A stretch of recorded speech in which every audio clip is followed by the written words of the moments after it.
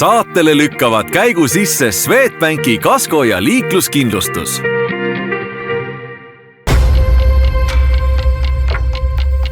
Mobile autokeskus. Järelturu boss. Autoportaalis saad lisada müügikuulutuse tasuta. Autoportaal.ee. Osta, müü, rendi. Ideaalautos on autovahetus kiire ja lihtne. Meie müügisalongis ootab sind lai valik garantiilisi vähekasutatud autosid. Rootsist tellitud auto kätte vaid 7 päevaga.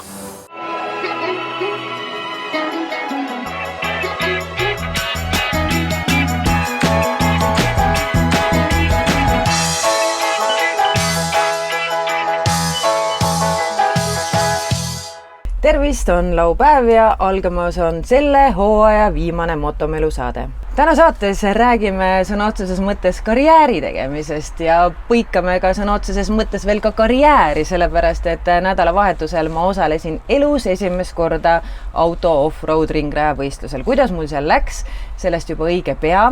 Aga Mobile autokeskus tõi Eestisse sellise uue mudeli, mida siin varem pole nähtud ega kuuldud ja seda näitame ka meie saates teile. Nii et sättige ennast mõnusalt teleri ette, sest tuleb üks äge selle hooaja viimane Motomelu saade. Motomelu saate üheks väga tugevaks tugitalaks on motohobi ja kõik see, mida te siin Tartus teete, mida te siin pakute. Esmalt, Marek, aitäh sulle selle eest. Ja teisalt, me oleme rääkinud väga paljudel erinevatel teemadel. Hooaja lõppu tahaks teada, kas midagi on jäänud veel rääkimata? Motohobi on 20 aastat vana ettevõtte varsti ja selle 20 aasta jooksul on kindlasti tekkinud asju, mida rääkida, mida me oleme rääkinud ja Motohobi plaanib kindlasti jätkuvalt olla nii põnev ettevõte, et meil oleks ka rääkimist järgmisel ja ülejärgmisel ja üle-ülejärgmisel hooajal. Teeme veel hästi kiire ülevaate sellest, milliste soovide muredega motohobisse saaks pöörduda. Kui on tarvis sõidukit, millega veeta vabat aega, alates pakun välja, et 3. eluaastast lastele leiame me sõiduki, leiame 4-rattalist, leiame neile 2-rattalist, me leiame täiskasvanutele sõidukid, millega fannida. Peaasjalikult ikkagi need sõidukid, millega sõidetakse maastikul vajaduspõhiselt ehk siis töö tegemiseks ja igapäevasteks toimetusteks abivahendina. Ja ära unusta seda, et ka varustust saab siit osta. Ikka, see kõik, mis sellega kaasneb, et mitte ainult siis kiiver ja kindad, vaid kindlasti ka püksid ja turvavarustus terviklikuna, aga ka kindlasti see sõiduvarustus või sõiduki lisavarustus juurde, alates siis kohvritest, kätesoendustest kuni kõikvõimalike haagist ja rakisseadmetini välja. Ja üks asi, millest me ei ole oma saates veel sinuga mitte kunagi rääkinud, et kui sul on töö või lõbusõit tehtud, siis sul on kõht tühi ja sa tahad lõpuks ühe mõnusa keretäie ka veel saada. Et kui rääkida sellest, et keretäis süüa, siis naljaga pooleks võib öelda, et tegelikult Motohobi kõige müüdavam artikkel on jäätis, mida me suvehooajal müüme uskumatult suures koguses, sest ilmselt on poes nii palju aega vaja veeta ja vahepeal on lihtsalt kosutust ja jahutust vaja. Aga tõsisemalt rääkides, siis tegelikult Motohobi müüb juba väga palju aastaid Kamado tüüpi grille. Meil on endal väga pikaajalised kasutuskogemused, meil on isegi Motohobi õigemini siis CF Moto nimeline barbecue grillmeistrite niisugune võistkond. Ma arvan, et me oleme ka selles vallas päris pädevad.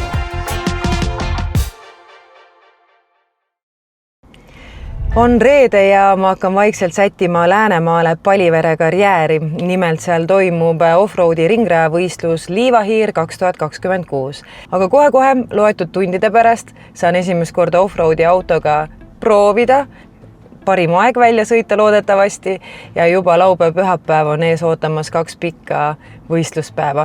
Ma ei kujuta ette, mis saama hakkab, ma olen väga närvis, aga ma ei tea, hoidke mulle palun pöialt.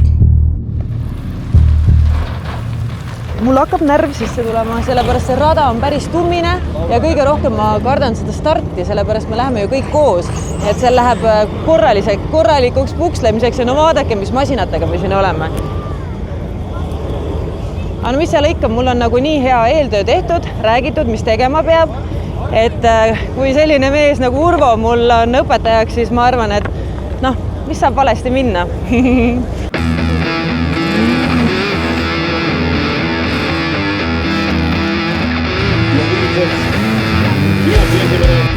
Tehtud! Jah, väga-väga hästi. Ma olen väga uhke sinu üle, et ma olen esiteks nagu täiesti ülipuhas sõit, väga mingeid vigu ei teinud, et kõik olid nagu autot sässime. Kuidas kõrval istuda oli terve aeg? Mõtlen, et päris õudne tegelikult, kui sa ei saa vaata ise sõita, siis tahaks ikka nagu rohkem kontrollida või? No ei, mõtlen ausalt, et mul ei olnud midagi ilmselt, et ma ütlesin, väga hästi sõitsid, et mul ei olnud kordagi niisugust tunnet, et tahaks ise midagi väga teistmoodi või rohkem ja paremini teha, et praegu oli väga hästi oli, et seekord oli kõik olid sina, et ma olin lihtsalt lisaraskus, et oleks mingi palju kergema venna võinud valida.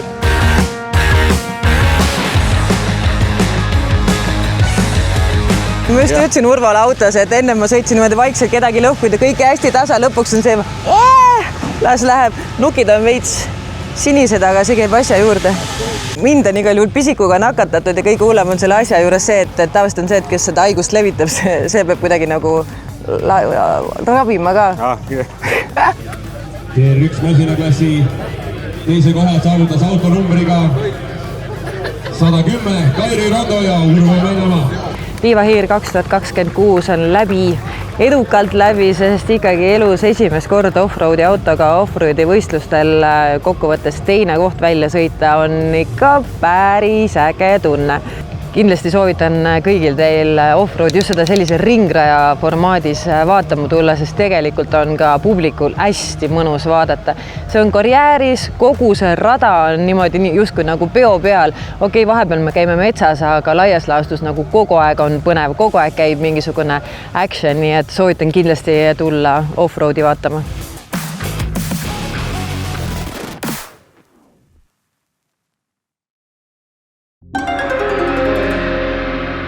Meil ei ole üldiselt niisama põhjust olnud Mobile autokeskusesse tulla, et sul on ikka, Silver, midagi uut ja ägedat olnud näidata. Taas on midagi, mida ennem pole siin meil nähtud. Tõesti, meile ju meeldib teha asju ja tuua asju, mida teised ei tee või too. Ja seekord taas esimene auto Eestis, ehk siis Firefly. Ilmselt enamus televaatajaid ei ole seda isegi kuulnud.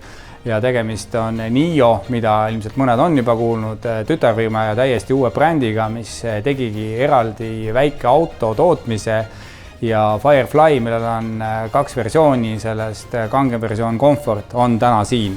Ta on väga väike, ta on 4-meetrine auto, ta on tagavedu, tema salong on senistest konkurentidest kõige moekam ja ka autoajakirjanike poolt hinnatud kõige glamuursemaks või siis kõige mõnusamaks.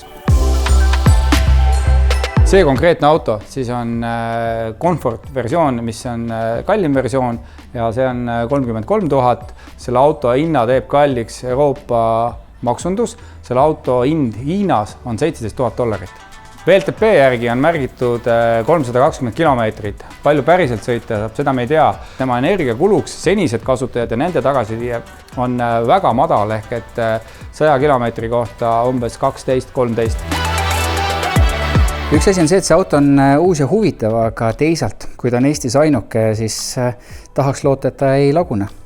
Jaa, seda me ei tea ja seda me ei tea ju mitte ühegi uue auto puhul. Siit saab tõmmata paralleeli Teslaga, kellel ei olnud ju väga pikki aastaid esindust ja ometi neid autosid on väga palju ja kõik sõidavad ja ega nad tegelikult väga palju ei lagunenud.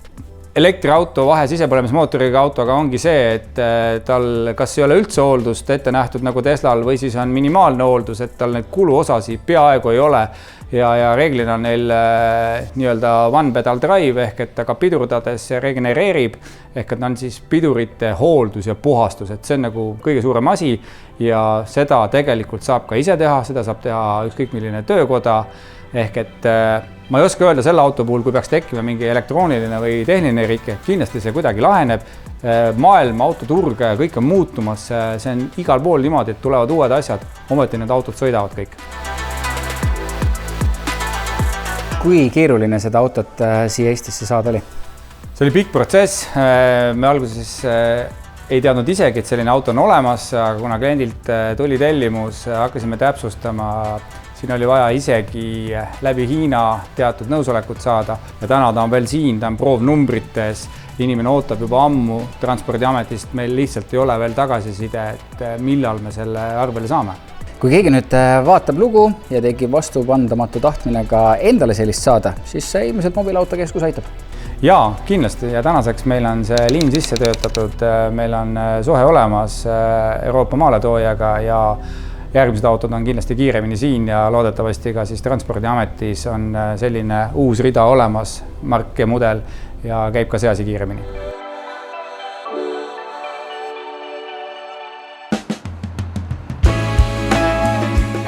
Hooaja viimases saates räägime sellest, kuidas võib-olla talitada, mida teha suvel. Sest et kuna meil suvel saateid ei ole, siis peame selle kõik ilusasti ühte loosse ära pakkima. Ma saan aru, et ega Alexela ka niisama käed rüppes ei ole valmis minema suvepuhkusele, vaid hakkab juhtuma.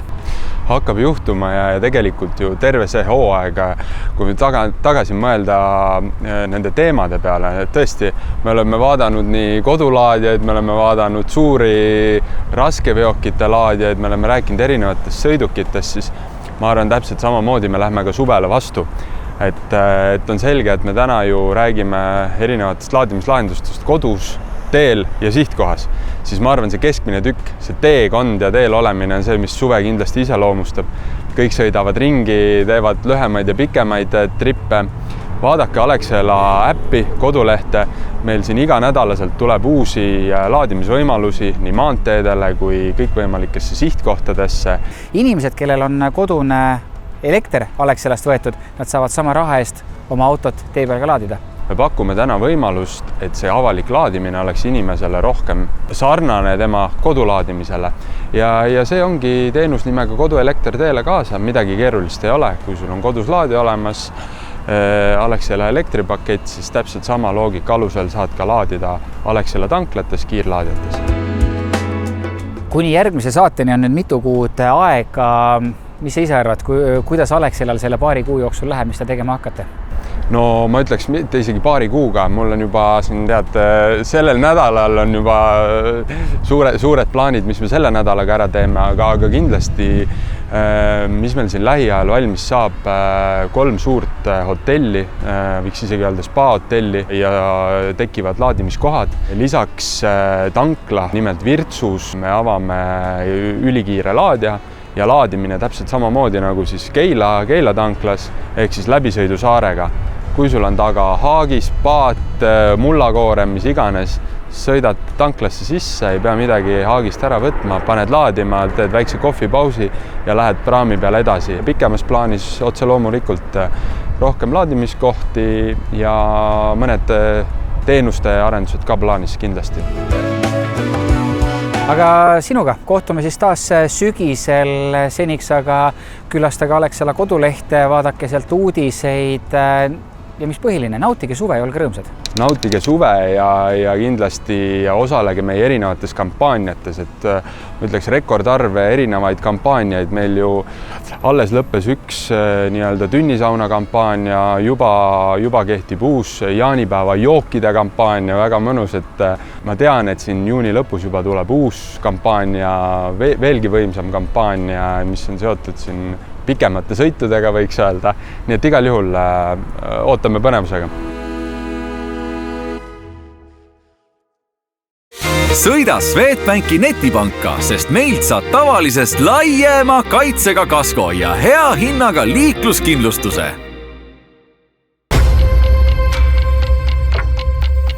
Mobile autokeskus. Järelturu boss. Autoportaali saad lisada müügikuulutuse tasuta. Autoportaal.ee. Osta, müü, rendi. Idealautos on autovahetus kiire ja lihtne. Meie müügisalongis ootab sind lai valik garantiilisi vähekasutatud autosid. Rootsist tellitud auto kätte vaid 7 päevaga.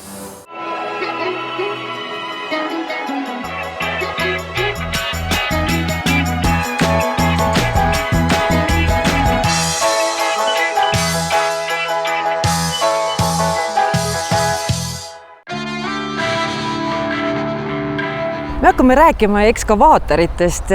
Kui palju üldse ekskavaatoreid erinevaid on, näiteks täitsa võhikule hakates rääkima? No neid on palju, olenevalt siis suurusest ehk siis kaaluklassist, et nad hakkavad pihta sealt 1 tonnist ja lõpevad 100 tonnini, et ja igal sammul on seal erinev mudel. No Kobelco on Jaapani inseneeria tipptase põhimõtteliselt, nad on keskendunud ja fokusseerinud ennast just ekskavaatorite ehitusele, nende tehnoloogilised lahendused on väga eesrindlikud selles maailmas, et seal on väga põhjalik ja täpne Jaapani ajalugu on selle masinal taga. Võib-olla seal ei saa nimetada nii palju nagu uusi nii-öelda vidinaid, mis seadmetele juurde tuleb, vaid just need arengud toimuvad masina siis töös hoidmise järjepidevuses. Et seda muret ei ole, et täna ostad endale ekskavaatori, järgmine aasta on see juba vana mudel, peab välja vahetama nagu telefonidega. Vot siinkohal on see mure täpselt vastupidine meil, kui ütleme maaletoojatel, et masin on nii vastupidav, et kui klient ühe korra ostab ja tal teist masinat juurde vaja ei ole, siis tal pole tükk aega põhjust meiega rääkida sellepärast, sest see masin on lihtsalt nii hea. Kui keeruline seda käsitleda on, et kas minusugune saaks lihtsalt kerge vaevaga sisse istudes juba aru, kust mida vajutama või keerama peaks? Ja, saab, et masin on tegelikult väga lihtne, et teda liigutada. Võib-olla jah, et kui on vaja minna väga täpselt spetsiifilist kaevetööd tegema, et see nõuab muidugi vilumust, aga ütleme, et lihtsalt nagu masinat liigutada punktist A punkti B, temaga mingit kaevesarnast liigutust teha, et see on väga lihtne. No aga lähme vaatame, ma tahaks ise ka kohe proovida, kui lihtne see on. Lähme. Siis see on ohutus, see tuleb alla lükata, nüüd masin ärkas ellu nii-öelda. Kogu masina juhtimine käib siis põhimõtteliselt nende 2 kangi pealt ja võidki kohe ise proovida, vaata, mis ta teeb.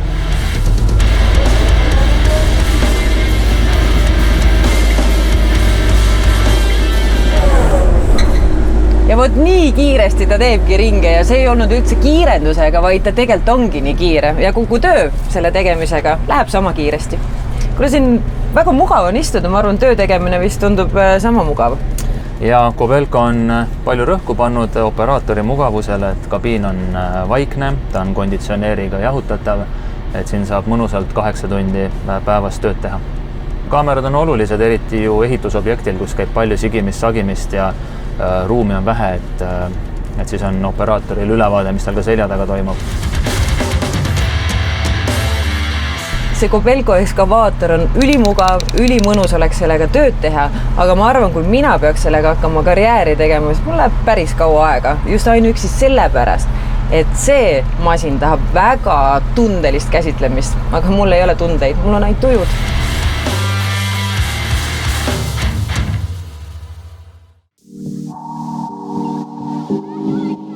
Inkscape'il on Tallinnas on siis Haabertis esindus, kus on siis BMW Mini ja BID. Peetris on meil Land Rover, Laagris Ford ja Mazda. Tartus on siis meil Ford ja BID ja ka BMW ja Mini. Seega 5 esindust üle Eesti ja see masinate segment on ikkagi väga lai, seinast seina. Jah, et meil jagub autot nii firmajuhile kui ka töölisele, et on kaubikus kuni luksusautoni. Tegemist on küll võib-olla vana majaga ja hästi paljud teavad seda ikkagi kui BMW maja, aga see maja ongi siis nüüd lahendatud siis uue nii-öelda BMW kontseptsiooni järgi, kus siis on tehtud päris põhjalik renoveerimine kliendialale ja kogu salongile. Üpris selline hubaseks ja mõnusaks on siin tehtud, et kas see ongi siis see uus suund, kuhu poole liigutakse? Jah, et selle eesmärk on kindlasti BMW-l olla nii-öelda rohkem premium, et oleks vähem võib-olla segavat müra, vähem inimesi salongis, et tegelikult ongi siis täna nii-öelda müügikonsultandid ja hooldusnõunikud viidud nii-öelda siis tagatubadesse ja tulevad siis sealt välja siis sellisel juhul, kui klient astub salongi ja administraator suunab nad siis ühte siis hubasesse loosiboksi. Aga üldiselt aitab see hoida klientidel aega kokku tänu siis ka meie nii-öelda uuele võtmekapi lahendusele, kus siis enamus kliendid tegelikult täna hommikul kiires tipptunnis ei soovi seista järjekorras ja soovivad siis jätta nii-öelda võtmed kiirelt juba võtmekappi. Tänu sellele võtmekapile on võimalus registreerida ära kõik oma hooldustoimingutele läbi telefoni või siis ka kohapeal võtmekapis. Tegelikult on kodus vabal ajal võimalik kõik juba telefonis andmed, lisamured ära sisestada ja siia tulles siis juba jääb vaid võti loovutada. See võtmekapi lahendus on plaan implementeerida nüüd suve lõpuks kõikides Inchcape'i esindustes. Samuti järgneval aastal on plaan meie Tartu BMW esindus samamoodi renoveerida. Kindlasti teostame kõik hooldused vastavalt tootja juhendile. Veendume, et on välbad paigas, õlid õigel ajal vahetatud, kliimaseadmed töökorras ja muu osa ka siis üle vaadatud. Ja kindlasti kontrollime igal sõidukil tootjapoolseid tagasikutsumisi. Kõige lihtsam on meid leida veebist inchcape.ee järelteeninduse koha pealt, kus on meil nüüd väljas ka teeninduse eripakkumised, on inchcapeteenindus.ee.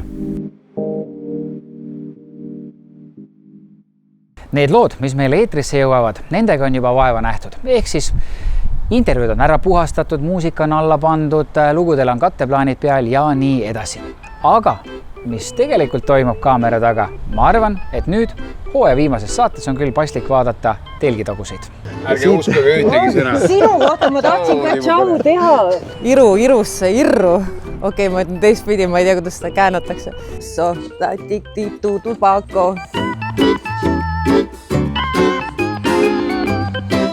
Ära siis sina ka naera, ma ei saa ju. Kui ma sulle otsa vaatan, ma juba peaaegu ei naera.